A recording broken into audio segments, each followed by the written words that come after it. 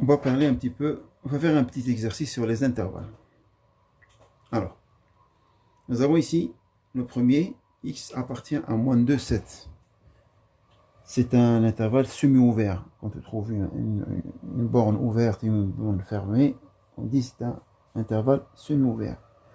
Quand il est fermé des deux côtés, on dit qu'il est borné, semi-ouvert. Ça, c'est ouvert quand il est ouvert des deux côtés.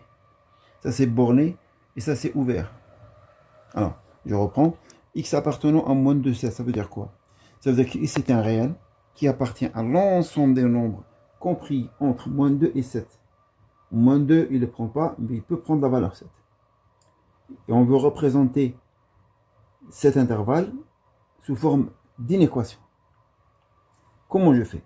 Ben, tout simplement, x, là, il est supérieur à moins 2, et là, il est inférieur à 7.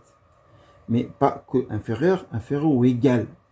C'est une inégalité large. Ensuite, je vais le représenter graphiquement sur un axe de moins l'infini jusqu'à plus l'infini.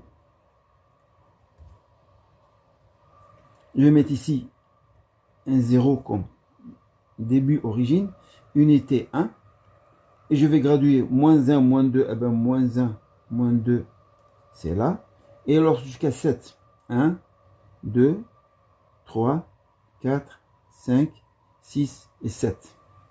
Voilà. Je vais donner un peu de couleur à cet intervalle pour différencier des autres couleurs, des autres nombres ou des autres valeurs de l'axe. Voilà. Tout ce qui est coloré en vert là, c'est les valeurs que peut prendre x. Voilà. Représentation par inéquation et représentation graphique. Ici, nous avons x appartenant à moins 5, 0. Il prend moins 5 et il prend 0.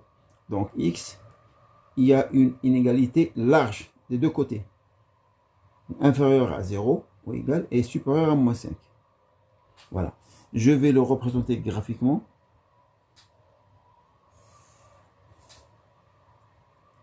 Je vais mettre ici plus l'infini et moins l'infini. Je vais mettre ici 0. Je vais mettre 1, moins 1, moins 2, moins 3, moins 4, moins 5. Et jusqu'à 0.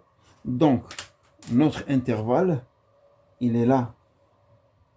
C'est ça l'ensemble des valeurs que peut prendre x, selon